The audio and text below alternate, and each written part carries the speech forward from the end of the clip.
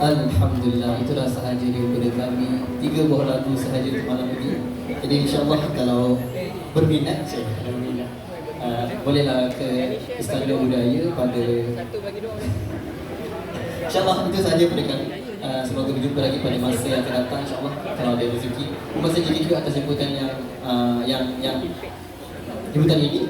Jadi insyaAllah kalau ada insyaAllah itu sahaja. Yang last yang lupa. Kalau nyanyian kami ni tak sedap, paling kurang makanan sedap. InsyaAllah itu sahaja daripada kami. Wabillahi taufiq wal hidayah. Wassalamualaikum warahmatullahi wabarakatuh.